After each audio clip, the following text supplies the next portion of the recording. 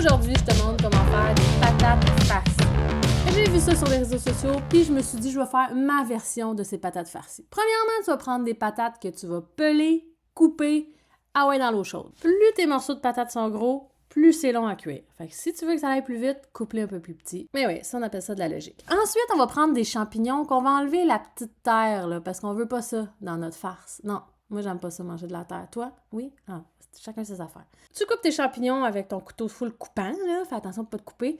Puis, une fois que c'est fait, tu mets ça de côté. Ah, c'est pas grave si c'est pas coupé égal, là. On est-tu un chef de Top Chef? Non. Toi, oui? Ben là, je sais pas pourquoi tu regardes mes vidéos, là. C'est comme user-friendly, là. Ensuite, tu prends un oignon vert ou un échalote, comme tu préfères, puis tu coupes ça finement avec 2 gousses d'ail. Les gousses d'ail, pour enlever la peau, c'est bien simple. Tu prends ton couteau, puis bam! Tu tapes dessus. Tu penses à quelqu'un que t'haïs, là. Puis après, c'est cool parce que la peau, elle s'enlève tout seul. Tu coupes ça finement, tu tournes ton couteau de bord pour que la lame, là, elle colle pas sur ta planche quand tu raques ça, là. C'est pas bon pour ton couteau. Si t'en fous de ton couteau, fais ce que tu veux. Puis tu vas avoir besoin d'épinards. Ensuite, on passe à la cuisson, on met un petit bout d'oignon vert, ça frétille, c'est ton cul à grande, tu peux mettre tes oignons et ton ail. Tu peux le mettre avant, là, quand ta poêle n'est pas chaude, là, mais c'est juste, j'aime ça, le petit tss. Tu rajoutes tes champignons, t'attends qu'ils cuisent, tu veux qu'ils soient golden, et puis tu vas rajouter de la sauce soya. Ouais, on va rajouter un petit peu de sauce soya, ça va donner un petit goût le fun. Tu rajoutes tes épinards que tu peux couper grossièrement avec tes mains, et tu vas rajouter du sel, ça va faire une tombée d'épinards, tu vas voir, ça va changer de taille comme tu n'auras jamais vu. Check ça, c'est comme 6 fois plus petit. Mais oui. On rajoute de la sauce soya parce que c'est bon. On goûte, voir si c'est bien dosé. T'aimes ton mix? Parfait. T'aimes pas? Ben, tu le doses, hein? Tu checkes tes patates entre-temps. Quand ils sont molles, ben, c'est le temps d'épiler. Parce que non, ça va pas se piler tout seul. Fait qu'à go, on sort notre arme secrète, puis on part le show.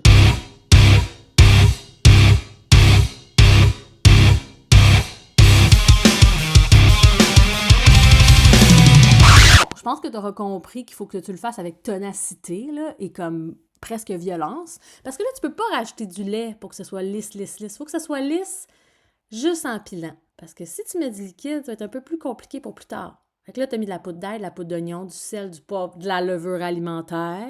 Tu goûtes et tu rectifies. Moi, j'ai rajouté un petit peu de sel de céleri parce que je trouve que ça donne un petit goût aux patates que j'aime bien.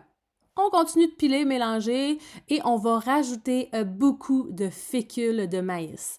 C'est ça qui va rendre tes patates comme malléables. Si tu mets pas ça, ça va juste coller sur tes doigts puis ça va être vraiment compliqué à gérer. Ouais, c'est comme ça. Fait que j'ai mis 1/3 de tasse, j'ai mélangé puis check, là, quand je touche, j'en ai pas ses doigts.